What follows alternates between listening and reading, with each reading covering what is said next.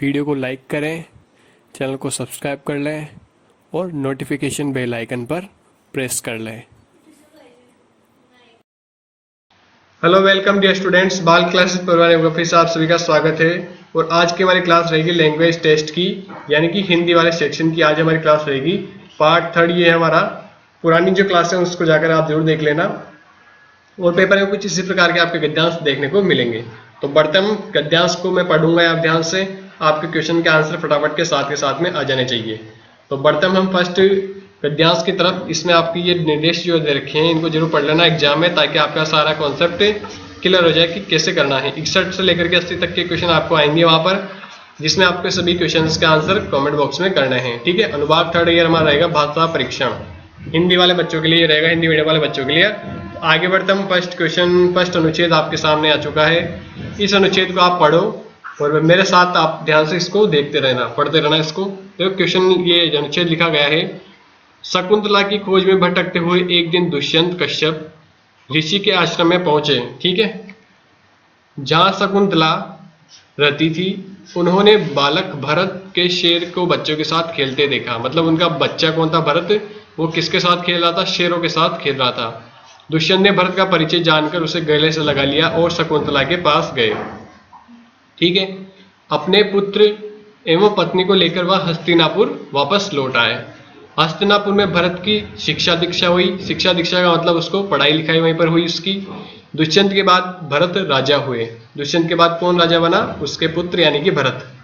उन्होंने अपने राज्य की सीमा का विस्तार संपूर्ण आर्यावर्त, उत्तरी और मध्य भारत में कर लिया। यानी कि पूरे भारत में उनका राज्य हो चुका था। अश्वमेध यज्ञ कर उन्होंने चक्रवर्ती सम्राट की उपाधि प्राप्त की। ठीक है। अश्वमेध यज्ञ क्या होता है? आपने देखा होगा रामायण में, उसमें श्री राम भगवान अश्वमेध यज्ञ करते हैं। तो उसमें अपना घोड़ा छोड़ा जाता है, तो वो घोड़ा जहां तक जाता है तो वहां तक की पूरी सीमा उस राजा की हो जाती है।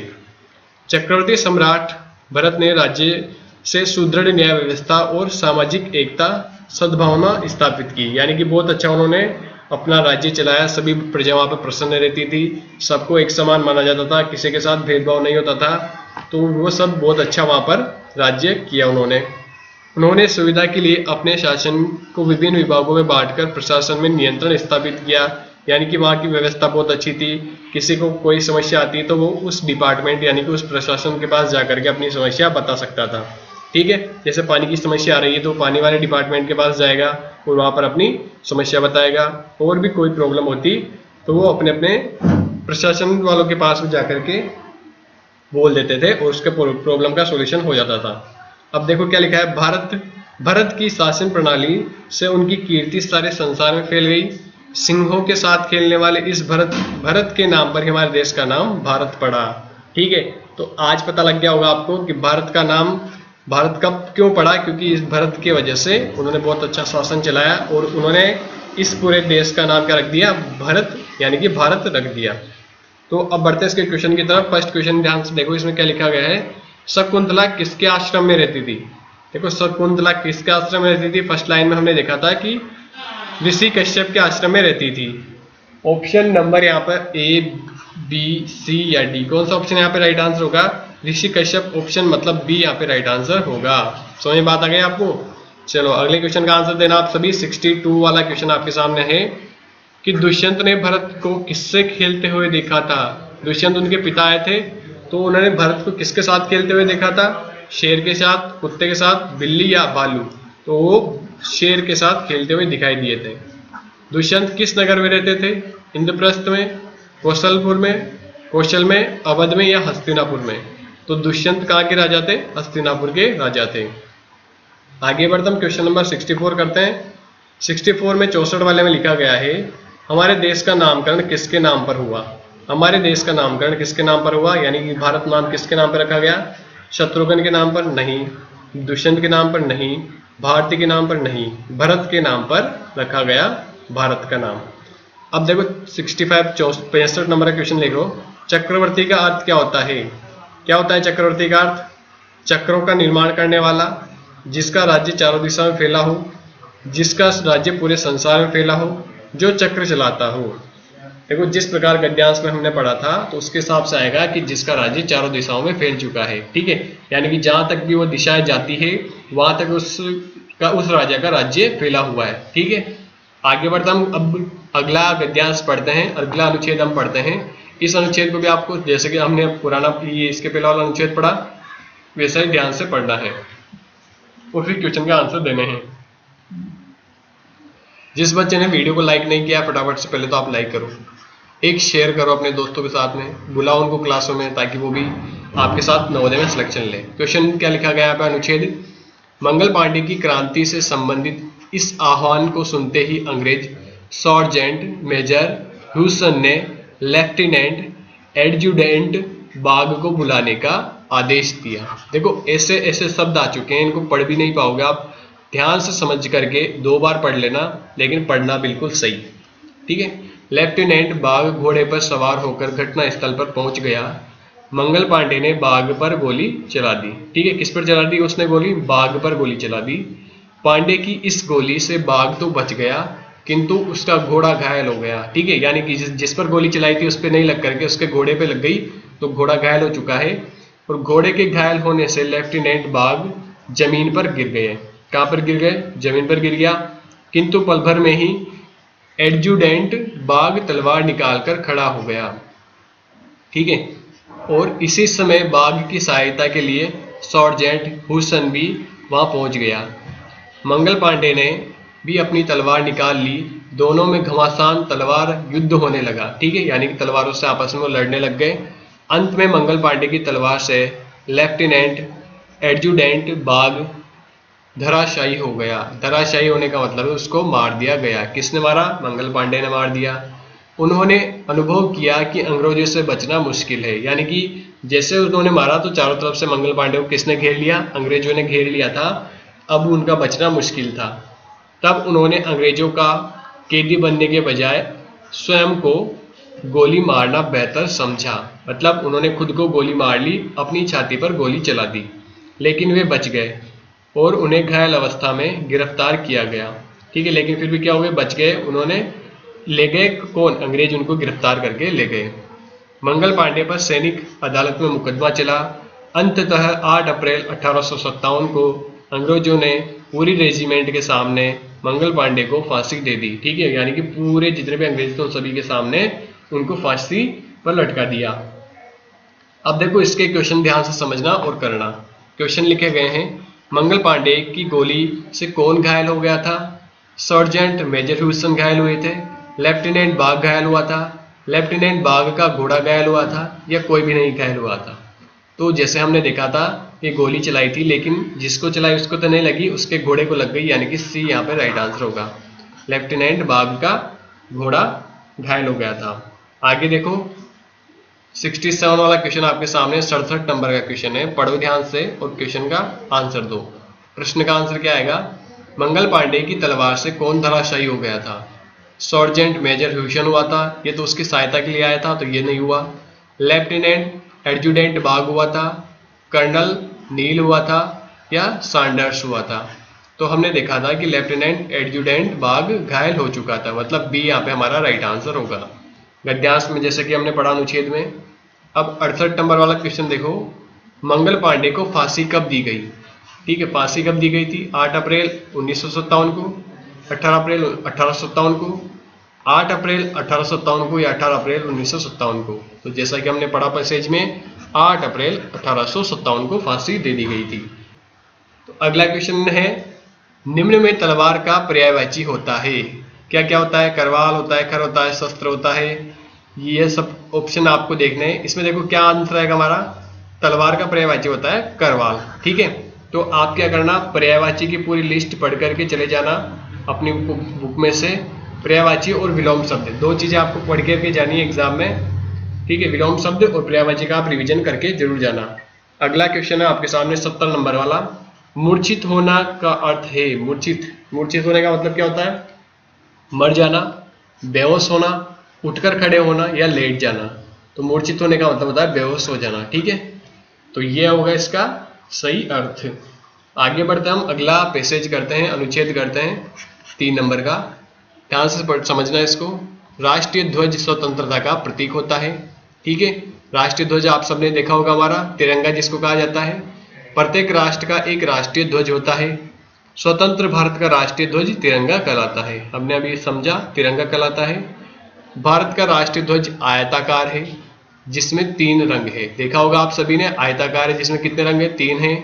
सबसे ऊपर वाला रंग कैसा होता है? केसरिया होता है, जो साहस और वीरता का प्रतीक है। किसका प्रतीक है? साहस और वीरता का प्रतीक है। मध्य में सफेद रंग है जो शांति और सत्यता का प्रतीक है। ठीक है, शांति का और सत्यता का प्रतीक है।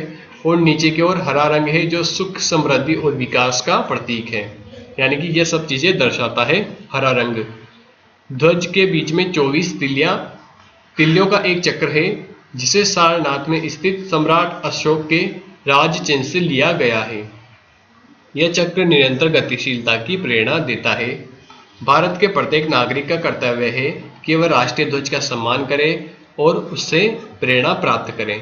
तो आप भी अपने राष्ट्रीय ध्वज का सम्मान करें, उसको कहीं पर इधर उधर नहीं फेंकें, और अगर आपको कहीं दिखता है तो उसको उठा करके सही स्थान पर रख दें। ठीक है, आगे बढ़ते हम इसके क्वेश्चन देखते हैं। 71 वाला क्वेश्चन समझो, राष्ट्रीय ध्वज के चक्र को कहाँ से लिया गया है? अब देखो, राष्ट्रीय ध्वज के चक्र को हमने पढ़ा था कहाँ से लिया गया है, जिसे सारनाथ में स्थित सम्राट अशोक के राज चिन्ह से लिया गया है। ये देखा यहाँ पर, मैं अंडरलाइन कर रहा हूँ इसको। ऑप्शन चेक करो, अशोक के राज चिन्ह से, सारनाथ गुफा से, राष्ट्रपति भवन से या लौह स्तंभ से। तो ऑप्शन आएगा इसका ए राइट आंसर, अशोक के राज चिन्ह से। ठीक है, आगे बढ़ो। 72 वाला क्वेश्चन देखो, राष्ट्रीय ध्वज के चक्र में कितनी तिल्लियां होती है? हमने पढ़ा था कि ध्वज के बीच में 24 कितनी तिल्लियां होती है? 24। तो 13 होती है, 21 होती है, 24 होती है या 23 होती है? 24, ऑप्शन नंबर डी। आगे बढ़ता हम 72 के बाद में 73 नंबर वाला क्वेश्चन देखो। अगला क्वेश्चन आपके सामने आ चुका है, इसमें लिखा है 73 नंबर का, स्वतंत्रता का प्रतीक क्या माना जाता है? राष्ट्रीय गान माना जाता है, राष्ट्रीय पक्षी मानते हैं, स्वतंत्रता मानते हैं या राष्ट्रीय गीत मानते हैं? तो देखो, हमने फर्स्ट लाइन में पढ़ा था, यहाँ पर पीछे वाले इसमें आ जाओ। फर्स्ट लाइन में लिखा गया है कि राष्ट्रीय ध्वज स्वतंत्रता का प्रतीक होता है। देखा आपने, ये जो मैंने डिब्बे में बना दिया राष्ट्रीय ध्वज। तो अब हम देखते हैं 73 वाले, इसमें कई ऑप्शन दिखा है कि राष्ट्रीय ध्वज नहीं है। तो इसका आंसर हम E100 ऑप्शन लगा देते हैं, राष्ट्रीय ध्वज आएगा यहाँ पर। क्या आएगा हमारा आंसर? राष्ट्रीय ध्वज। इसमें नहीं है लेकिन हम लिख देते हैं। ठीक है, आगे बढ़ता हम अगला 74 क्वेश्चन देखो क्या लिखा है, राष्ट्रीय ध्वज में सुख समृद्धि को कौन सा रंग दर्शाता है? सुख समृद्धि किसमें आई थी? सफेद रंग की वजह से सफेद रंग में बताते हैं, लाल रंग में, केसरिया रंग या हरा रंग? तो सुख समृद्धि होता है हरा रंग, प्रतीक होता है इसका। साहस का विलोम शब्द क्या होता है? साहस यानी कि साहस का विलोम शब्द आपको बताना है। कायरता होती है, वीरता होती है, धैर्य होती है या असाहस होता है? तो साहस यानी कि कोई भी चीज़ अगर आपके सामने आ जाए, कोई भी अगर मान लो आपके सामने एक शेर आ जाता है, तो आप उस जगह पर फटाफट वहाँ से भागोगे या शेर के सामने थोड़ी देर खड़े रहोगे। तो अगर आपने खड़े रहे तो आपका साहस था वो, यानी कि आपको वहाँ पर स्ट्रॉन्ग रहे। और अगर भाग लिए तो वो क्या हो गई? कायरता हो गई, यानी कि ये हमारे यहाँ पे राइट आंसर होगा। ठीक है, लेकिन अगर आपके सामने शेर आ जाता है तो आप वहाँ भागने में भलाइए, क्योंकि वो आपको एक ही बार में खत्म कर देगा। ठीक है, तो शेर के सामने अगर आप आ जाते हो तो थोड़ा बच के रहना। आगे देखो, अनुच्छेद 4, इसमें क्या लिखा है? लगभग 700 वर्ष पहले 13वीं शताब्दी में अमीर खुसरो का जन्म हुआ। किसका जन्म हुआ? अमीर खुसरो का जन्म हुआ। उन्हें तूती ए हिंद के नाम से भी जाना जाता है। बताया जाता है कि दूध के दांत गिरने से पहले ही वे किताब लिखने लगे थे। क्या आप दूध के दांत गिरने से पहले किताब पढ़ने लगे थे क्या? उन्होंने तो किताब लिखना चालू कर दिया था। जब वे बड़े हुए तो मोहम्मद तुगलक के प्रिय दरबारी कवि बने। वे कुल मिलाकर 7 बादशाहों के दरबार में रहे। उन्होंने फारसी, हिंदू, उर्दू में रचनाएं की। खुसरो को हिंदी भाषा का नामकरण करने का श्रेय प्राप्त है। ठीक है, खुसरो संगीत के विद्वान थे। उन्होंने तबला और सितार का आविष्कार किया। खुसरो की लिखी पहेलियां बड़ी ही सुंदर और लोकप्रिय है। खुसरो ने खालिक बारी नामक एक पर्यायवाची कोश भी तैयार किया, यानी कि डिक्शनरी जो होती है वो चीज़ यहाँ पर उन्होंने तैयार करी, पर्यायवाची कोश। जिसमें तुर्की, अरबी, फारसी और हिंदी शब्द तथा वाक्यों के पर्याय दिए हुए हैं। खुसरो वास्तव में एक महाकवि थे। अब देखो इसका फर्स्ट ऑप्शन देखो, 76 नंबर वाला क्वेश्चन, खुसरो को किस नाम से जाना जाता है? अमीर खुसरो, तूती ए हिंद, शमा ए हिंद, शायर ए हिंद। तो देखो फर्स्ट लाइन में आपने क्या देखा, यहाँ पर ये लिख रही तूती ए हिंद, यानी कि बी हमारा राइट आंसर होगा। अगला देखते हैं हम 77 नंबर वाला क्वेश्चन देखते हैं। खुसरो किसके प्रिय दरबारी बन गए? किसके प्रिय दरबारी बन गए थे? तो ये हमने देखा अगली लाइन में उसने कि मोहम्मद तुगलक के प्रिय दरबारी वो क्या हो गए थे, बन गए थे। ऑप्शन नंबर यहाँ पे मोहम्मद तुगलक, ए हमारा यहाँ पे राइट आंसर होगा। आगे बढ़ता हूँ, अगला 78 नंबर वाला क्वेश्चन देखो, खुसरो को किस भाषा के नामकरण करने का श्रेय प्राप्त है? तो ए फारसी, उर्दू, हिंदी या पंजाबी। तो हमने देखा कि उनको हिंदी भाषा का श्रेय प्राप्त है। अगला क्वेश्चन है, निम्न में से लोकप्रिय का उचित विलोम क्या है? विलोम शब्द, देखो मैंने आपसे कहा था पर्यायवाची और विलोम तो आप पढ़ करके जरूर चले जाना, ठीक है। पर्यायवाची और विलोम शब्द आप जरूर पढ़ करके जाना। अब इसमें देखो विलोम, लोकप्रिय का विलोम क्या होगा? लोकहित, अनुपम, अलोकप्रिय या विलक्षण। तो लोकप्रिय का विलोम होता है अलोकप्रिय, ठीक है। अगला है उपयुक्त अनुच्छेद का उपयुक्त शीर्षक है, यानी कि ये हमने जो पढ़ा था गद्यांश, इसका आप क्या शीर्षक देना चाहते हो? आपके हिसाब से इसका क्या शीर्षक होना चाहिए, क्या नाम होना चाहिए इस पूरी कहानी के बारे में, जो भी उन्होंने बताया अमीर खुसरो के बारे में, तो अमीर खुसरो होना चाहिए इसका नाम, ठीक है। यानी कि टाइटल जो आप देते हो मूवी का, जैसे आपने टाइटल, कोई भी फिल्म आती है तो उसके बाहर एक पोस्टर लिखा होता है, तो वैसे ही तो इसका टाइटल क्या दोगे आप? अमीर खुसरो दोगे, तूती ए हिंद दोगे, दरबारी कवि दोगे, या खुसरो की रचनाएं दोगे। तो हमने देखा था वो क्या थे, एक तूती ए हिंद उनको बोला जाता था, तो बी हमारा यहाँ पे राइट आंसर होगा, ठीक है। समझ में आ गया आपको? ये चारों पैसेज अच्छे समझ में आ गए होंगे। तो इस प्रकार के पैसेज आपको वहाँ पर गद्यांश देखने को मिलेंगे, उनको अच्छे से समझना है, एक एक क्वेश्चन को समझना है, फिर आंसर आपको करना है।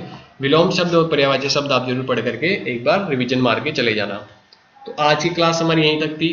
क्लास कैसी लगी नीचे कमेंट बॉक्स में करके बता दें। वीडियो को लाइक, जिस बच्चे ने नहीं किया लाइक कर दो, शेयर कर दो अपने दोस्तों के साथ में, और हमारे टेलीग्राम ग्रुप को भी जाके ज्वाइन कर लो, ताकि वहाँ पर आपको सभी वीडियोज़ का नोटिफिकेशन सबके पहले मिल जाए। तो मिलते हैं अगली वीडियो में, तब तक के लिए आप सेफ रहिए, खुश रहिए, धन्यवाद।